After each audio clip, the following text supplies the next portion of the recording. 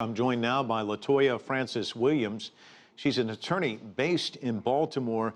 I want to get your thoughts when you first learned today about what happened in Falcon Heights, especially after what happened in just Baton Rouge within the last 24 hours or so. You know, unfortunately, but fortunately, I'm not surprised. As I've always expressed, that we have to change the way in which we communicate with these police departments in their training and their failure to train these officers. It's sad to say, but this acquiescence to what I'm calling the bad behavior of police officers and killing black men will continue until we start to hold those in the higher ups accountable. The commissioners, the education and training, the individual officers certainly have to have some type of accountability. Latoya, these two governors responded forcefully and quickly in Louisiana and Minnesota. Were you pleased by that? Well, I'm pleased, but it's a start. It's merely a start. We have to do more than just have lip service, because the reality is when we hold the police departments accountable, there will have what I call the trickle-down effect. It's not enough to simply say that another black man has been killed. We know that. It's like preaching to the choir.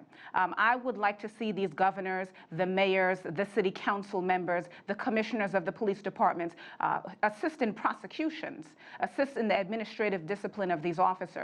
Because at the end of the day, these officers are all trained under the use of force guidelines. And at the end of the day, they're all trained under the use of force continuum. And there simply is no excuse for either one of these incidences, and they should have been avoided. And Latoya, the U.S. president, of course, took to the airwaves. He was in Warsaw, but he went on the air, talked to the American people, talking about these wide-ranging studies that show that African Americans are far more likely to be pulled over and searched, and he went on with the numbers. How important is it for him to use the bully pulpit at this stage to bring attention to this very important issue? It's critical. It's critical to say the least, because the President Obama, the President of the United States, is not only the leader just in form, but in substance. And so not only will he give the okay for other people and persons in power to take the bully pulpit, but he will literally lead the charge and allowing people to know that it is okay when you are at the head of the table, when you start pointing out what we know as the obvious in the community on the streets, that other persons in positions of power will do the same. And as I keep beating this drumbeat, we will be able to hold those individuals accountable. And Latoya, as we've been talking, we've been showing some of the live images. We've got protests going on in New York. We just showed Minnesota outside the governor's mansion, where people have amassed tonight to make their voices heard. A journalist who tracks the numbers said earlier today that there are actually 30 more shootings this year compared to last year. There's more attention to this issue, as you know, more cameras capturing it, but the numbers aren't going down, they're going up. What needs to happen? Well, at the end of the day, visibility needs to continue going up.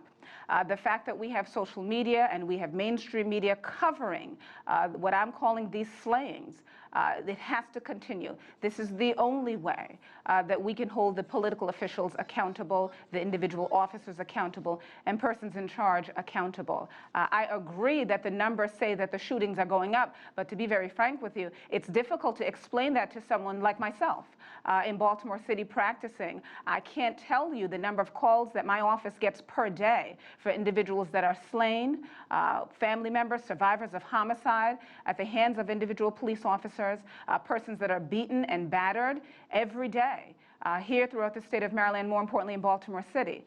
So I would like to see these numbers go down, but these numbers will not go down until we start holding those individual officers accountable and the political officials accountable. Latoya Francis Williams joining us from Baltimore.